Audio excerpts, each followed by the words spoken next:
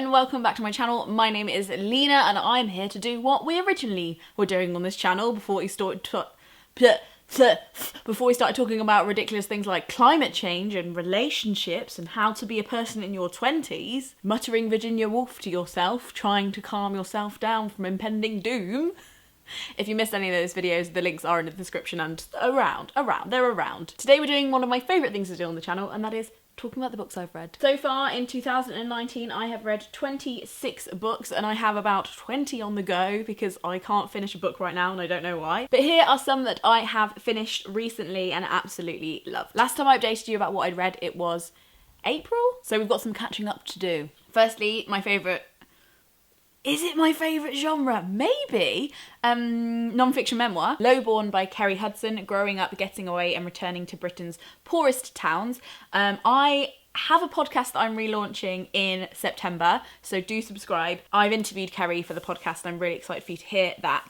But Kerry Hudson is a author and journalist. She wrote a column for The Pool all about poverty in the UK and it was absolutely incredible.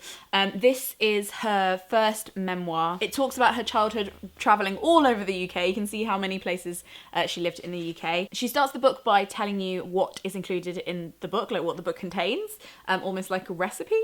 And she says it contains 1 single mother, 2 stays in foster care, 9 primary schools, 1 sexual abuse child protection inquiry, 5 high schools, 2 sexual assaults, 1 rape, 2 abortions, and my 18th birthday. Despite those really hard experiences that this whole book contains, or maybe perhaps because of and the way that they are described and treated, this is an incredibly heartwarming book. And in that way, I don't mean that it is happy, I mean that Kerry at no point keeps you at arm's length. Everybody thinks their childhood is in some way normal when they are a child, but I genuinely think I had a very normal, lower middle class upbringing.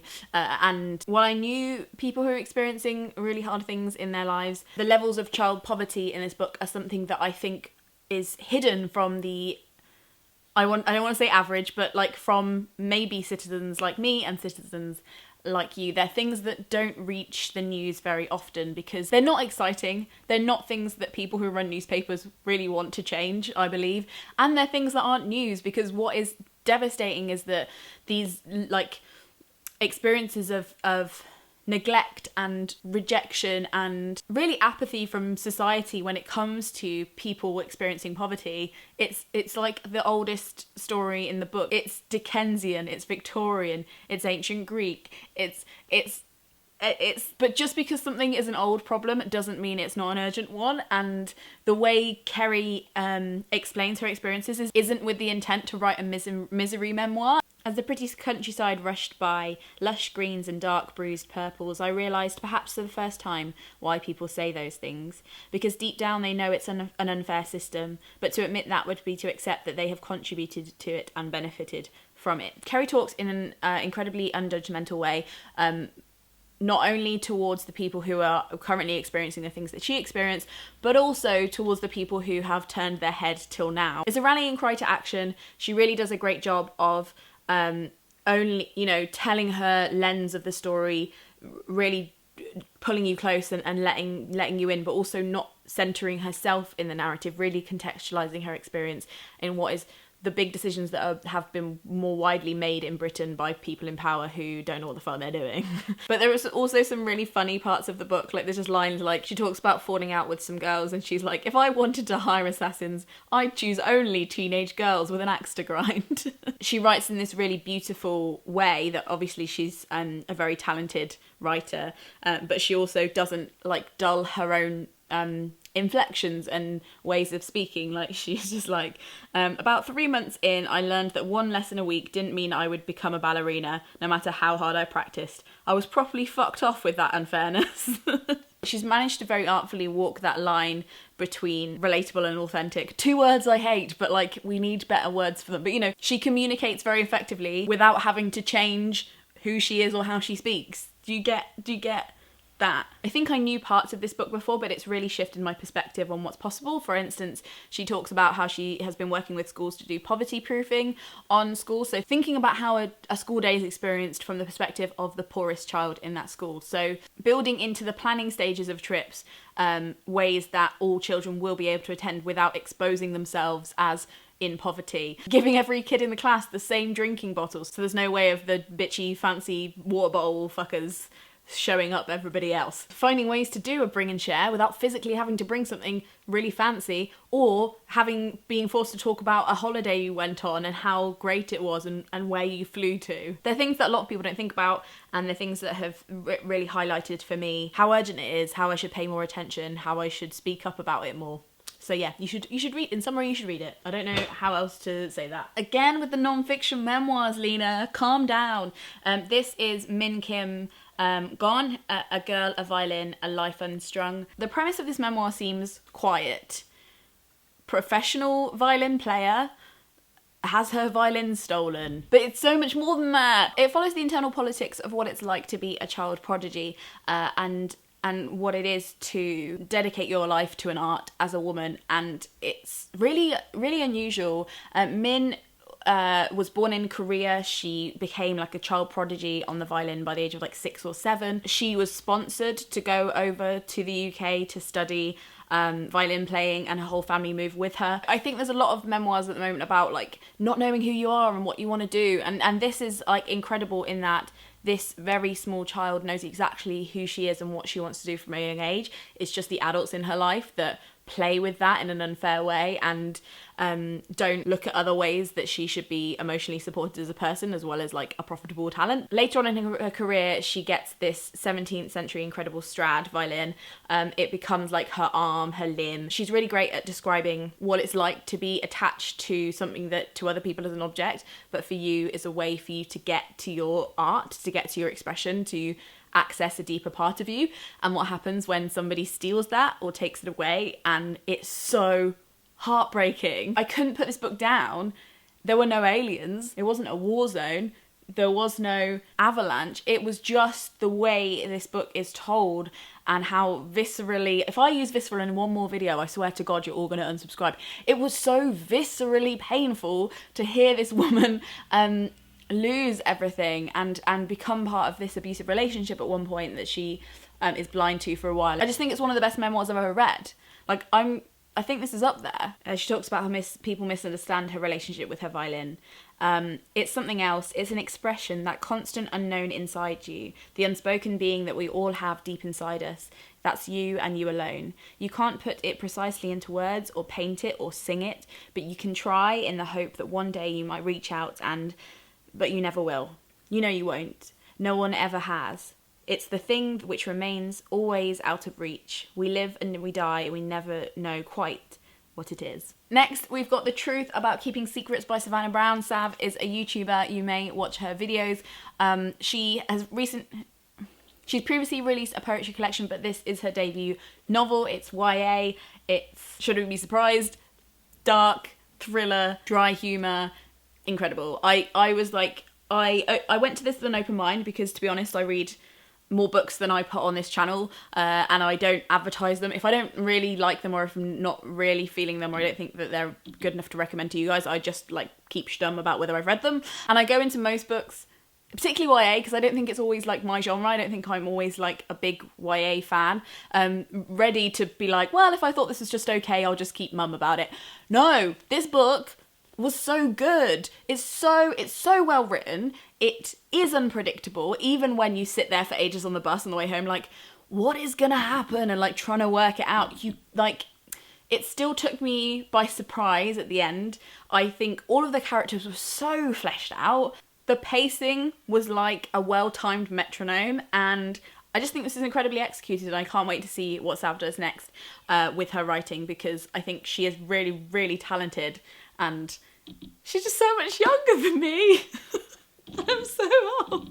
I genuinely think she's one to watch. Another YouTuber book that I recently read was If Only by Melanie Murphy. Again, Love Melanie, have been chatting to her a little bit online, but I didn't get sent a press copy and I was in no way made to feel like I should review it or that I had to like it. I secretly bought it on Kindle the day it came out because I was just really excited to see what she would do, and again was ready to just be quiet about it if it wasn't for me, but like, oh my god, the plot was well structured. It had points of peril in it when you thought maybe the character won't make it out, because pet peeve, especially in this genre of fiction, when it just looks like the stakes aren't that high for a character, whether you haven't explained on a personal level why the stakes are so high, like with the violin book. Yeah, the girl wasn't going to die, shouldn't have her violin, but the stakes had been described in such a way that they felt incredibly high, and you understood why they were high for an individual. But like with so many of these books, I'm like, so if it doesn't work out with this boy, I don't really feel that the character's going to be affected in this way. Or if this thing doesn't work out with this big career thing, I just feel like the character will get over it within a few chapters. And that's not peril, that's not a reason to turn the page. And in this book, I thought there were so many moments of like, oh my god, is this character going to make it through? There's an incredible drunk grandma in it who I would like to get drunk with. Magical realism elements, because the concept is that the main character's grandma gives her this power where she can go and experience one day in the life of herself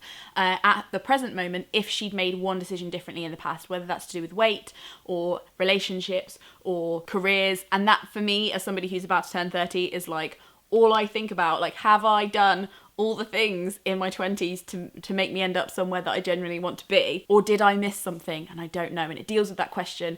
It also features a main character with PCOS. Absolutely never before read about that in history. So I'm just going to take this for Melanie and say that's a first. And yeah, I was just genuinely impressed with how much was clearly put into the plotting stages of the book. Because I think sometimes, you know, it's clear when an author potentially hasn't read that many books. It's clear when an author has spent much more time on writing the book rather than plotting and planning and structuring the book.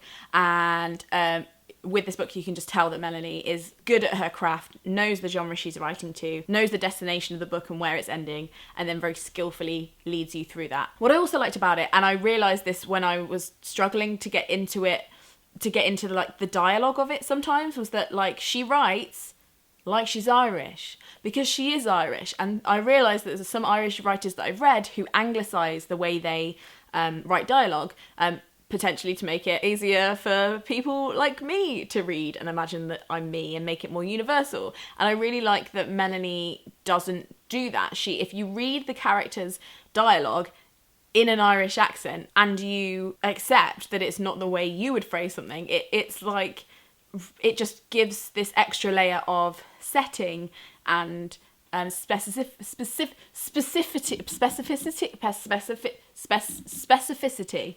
to it.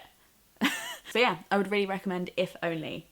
Now, chortle. This book took me about a year to read, which doesn't reflect on how good or bad it was. In fact, it was incredible. It's That's Your Lot by Limmy. Limmy is a comedian that I didn't really know anything about. I just opened this book in a bookshop and thought the first few lines sounded really funny. If you like dark, dry as a shriveled prune, you'll like this book. Not for the faint-hearted. It's not for the sensitive of gut. But it's so fucking funny. It's loads of short stories. It's absurd. So Scottish in its humour. None of the characters are likeable, and that's why I love it. My favourite story opens with a man doing a very Pinter-like monologue in his own wheelie bin. He's sitting at 2 a.m. in the bottom of his own wheelie bin, and he wants to tell you why. It's because his neighbours keep using his wheelie bin, and he keeps finding these very subtle, determined ways of trying to show them that it's his wheelie bin and not theirs, and theirs is the one next to his, and they're not getting it. So in the end, he decides the only way that he can communicate how livid he is about other people using his wheelie bin is to sit in the wheelie bin until somebody comes and uses the wheelie bin, because then they'll open the wheelie bin and he will be in the wheelie bin, and then everyone will know that it is, in fact, his wheelie bin. If that doesn't sound funny to you, then I don't think this is a book for you. Another one I read was Poet X by Elizabeth Acevedo. I was really interested in reading this one because she is a spoken word poet, and the whole book is written in like it's a spoken word poem. Nothing is not in poetry form. The whole novel is written like that. And I love reading books where form has been played with, things have been done, expectations have been fucked with. Yes. this was really cool. I think at some points the thread of the characters never dropped. Like, I always believed that the characters were real. I felt she did a really good job of explaining how sharp the characters' emotions were, and when the characters did like erratic things, things you were inspecting, sometimes quite mean things, you'd already been drawn into their inner world, and you knew why they were doing it, even if you didn't agree. It's very close, it's very breathy, it's very claustrophobic to read, which is what makes it really good. I did feel like at points the like poem form slowed down the plot a little bit. Perhaps there was a pressure to write a poem about every single emotion that happened in the book.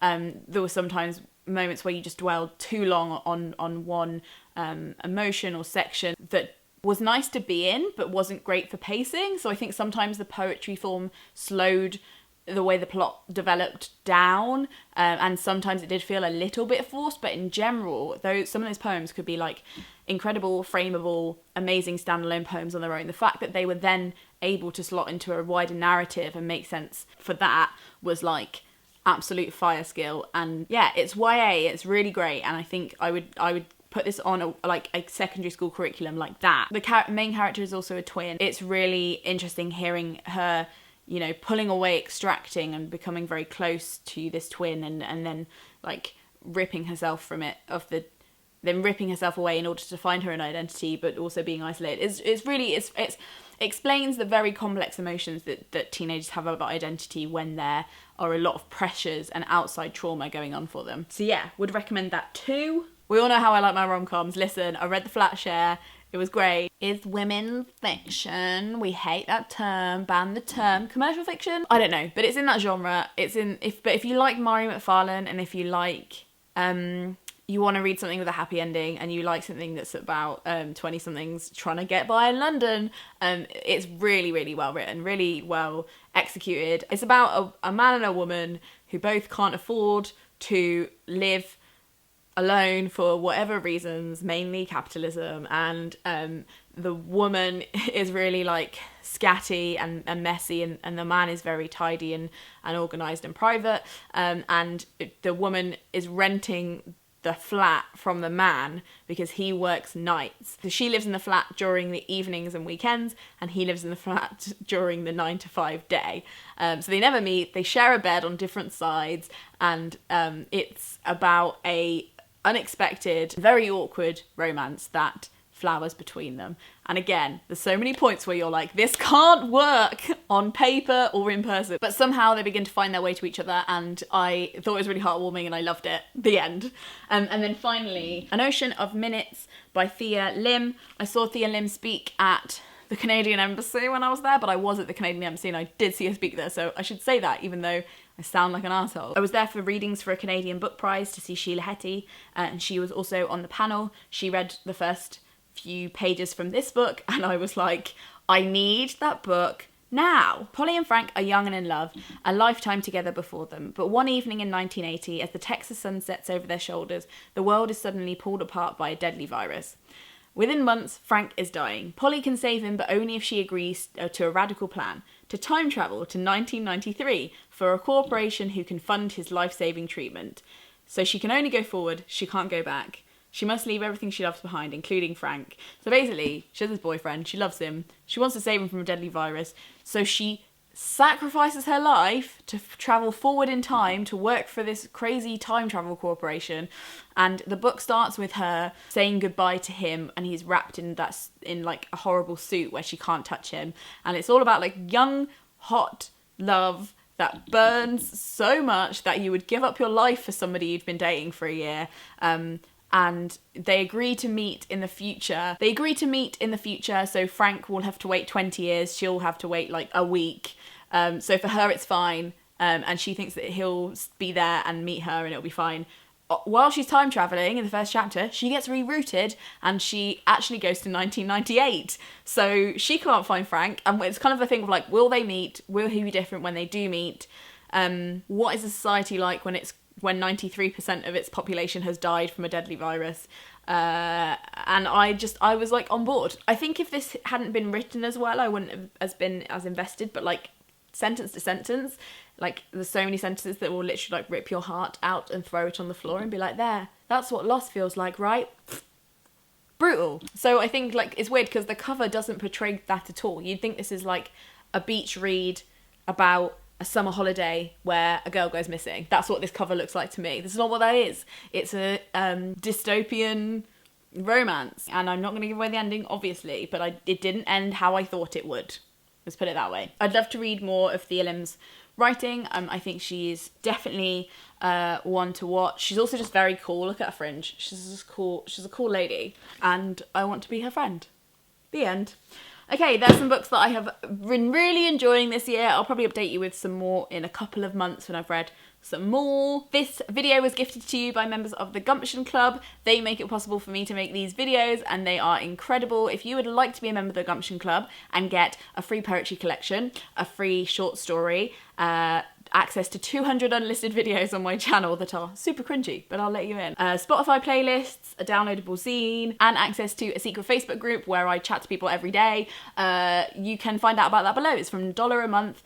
I'm going to be giving away some of the books that I talked about today in the group. I've been giving away a book a day at the moment because I'm having a huge book clear out. And another parish note is that I will be going to China for work. I work in the publishing industry, so I'm going to be going to lots of business meetings in China for 2 weeks from the 11th to the 25th, so I will not be on social media or on YouTube to answer your questions at that time because they've banned social media in China, so a forced social media ban, my favourite. I'm going to try my best to make some videos to upload in that time, but more for me if I just run out of time, because time is finite, and why is there so little of it in a capitalist society? Thank you so much for watching. Let me know below what you are reading, because I am looking for some more reading recommendations. I'd love to add some more unusual things to my list, things I haven't heard about before, so do tell me what you're reading. I'm very, very nosy about it. Okay, I'm gonna go. Frog Snog out, bye!